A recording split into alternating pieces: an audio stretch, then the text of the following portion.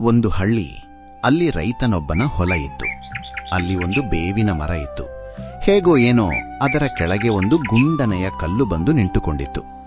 ಮರದ ಮೇಲೆ ಕುಳಿತುಕೊಳ್ಳುತ್ತಿದ್ದ ಹಕ್ಕಿಗಳ ಹಿಕ್ಕೆ ಕಲ್ಲಿನ ಮೇಲೆ ಬಿದ್ದು ಬಿದ್ದು ಆ ಕಲ್ಲು ಬೆಳ್ಳಗಾಗಿ ವಿಭೂತಿ ಬಳಿದಂತೆ ಕಾಣಿಸುತ್ತಿತ್ತು. ಇದರಿಂದಾಗಿ ಆ ಬಿಳಿಯ ಕಲ್ಲು ಎಲ್ಲರಿಗೂ ಅಮ್ಮನ ಕಲ್ಲಿನಂತೆ ಕಾಣಿಸುತ್ತಿತ್ತು. ಆದ್ದರಿಂದ ಬೇವಿನ ಮರವನ್ನ ಜನ ಅಮ್ಮನ ಮರ ಎಂದು ಕರೆಯುತ್ತಿದ್ದರು. ಆ ಕಲ್ಲು ಬೇವಿನ ಮರದ ಕೆಳಗಿದ್ದುದರಿಂದ ಅದಕ್ಕೆ ಅಮ್ಮನ ಕಲ್ಲು ಎಂಬ ಹೆಸರು ರೂಢಿಗೆ ಬಂದಿತ್ತು. ಹೀಗೆ ಒಂದರಿಂದ ಇನ್ನೊಂದು ಹೆಸರು ಪಡೆದುಕೊಂಡು ಎರಡೂ ಸುಖವಾಗಿದ್ದವು. ಅಮ್ಮನ ಮರ, ಅಮ್ಮನ ಕಲ್ಲು ಎಂದು ಊರಿನ ಜನಗಳು ಅವುಗಳ ತಂಟೆಗೆ ಹೋಗುತ್ತಿರಲಿಲ್ಲ. ಒಂದು ಸಲ ತನ್ನಿಂದ ಇನ್ನೊಂದು ಸುಖವಾಗಿದೆ ಎಂದು ಎರಡಕ್ಕೂ ಜಂಬ ಬಂತು. ಬೇವಿನ ಮರ, ನಾನು ಅಮ್ಮನ ಮರ, ನೀನು ನನ್ನ ಕೆಳಗಿರುವುದರಿಂದ ನಿನ್ನನ್ನು ಅಮ್ಮನ ಕಲ್ಲು ಎಂದು ಜನ ಕರೆಯುತ್ತಾರೆ ಎಂದು ಹೇಳಿತು. ಅದಕ್ಕೆ ಕಲ್ಲು, ನಾನು ಅಮ್ಮನ ಕಲ್ಲು, ನನ್ನ ಪಕ್ಕದಲ್ಲಿ ನೀನಿರುವುದರಿಂದ ನಿನ್ನನ್ನು ಅಮ್ಮನ ಮರ ಎಂದು ಕರೆಯುತ್ತಾರೆ ಎಂದಿತು. ಹೀಗೆ ಎರಡೂ ಜಗಳ ಮಾಡಿದವು. ಕೊನೆಗೆ ಕಲ್ಲು ಕೋಪದಿಂದ ಉರುಳಿ ಉರುಳಿ ಬೇವಿನ ಮರದಿಂದ ದೂರ ಹೋಗಿ ನಿಂತಿತು. ನಾನಿಲ್ಲದಿದ್ದರೆ ಮರವನ್ನ ಕಡಿಸುತ್ತಾರೆ ಎಂದು ಕಲ್ಲು, ನನ್ನ ಕೆಳಗಿರದಿದ್ದರೆ ಕಲ್ಲನ್ನ ಒಡೆದು ಹಾಕುತ್ತಾರೆ ಎಂದು ಮರ. ಹೀಗೆ ಎರಡೂ ತಮ್ಮೊಳಗೆ ಆಲೋಚಿಸುತ್ತಿದ್ದವು.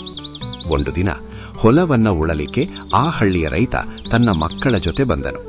ಅಮ್ಮನ ಕಲ್ಲಿಲ್ಲದ ಆ ಬೇವಿನ ಮರವನ್ನ ನೋಡಿ, ಇದನ್ನು ನಾಳೆ ಕಡಿಸಿ ನೇಗಿಲು ಚಕ್ರ ಮಾಡಿಸಿ ಎಂದು ತನ್ನ ಮಕ್ಕಳಿಗೆ ಹೇಳಿದ. ಬೇವಿನ ಮರದಿಂದ ದೂರ ಬಿದ್ದಿದ್ದ ಕಲ್ಲನ್ನ ನೋಡಿ, ಈ ಕಲ್ಲನ್ನ ನಾಳೆ ಕಲ್ಲು ಒಡೆಯುವವರಿಂದ ಒಡೆದಿಸಿದರೆ ನೇಗಿಲನ್ನ ಕಟ್ಟಿ ಉಳಲು ಬರುತ್ತದೆ ಎಂದು ತನ್ನ ಮಕ್ಕಳಿಗೆ ಹೇಳಿದ. ಇದನ್ನ ಕೇಳಿ ಮರ ಮತ್ತು ಕಲ್ಲು ಎರಡೂ ಭಯದಿಂದ ನಡಗಿದವು.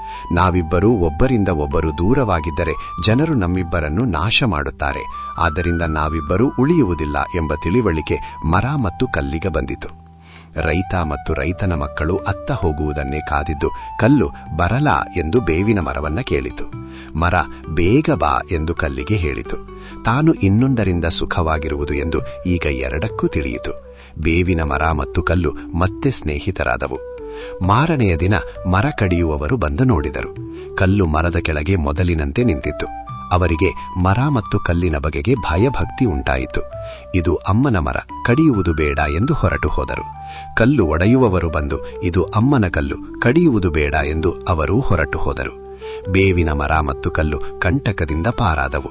ಈಗ ಎರಡೂ ಸಹ ಯಾರ ಭಯವಿಲ್ಲದೆ ಸುಖವಾಗಿದ್ದವು.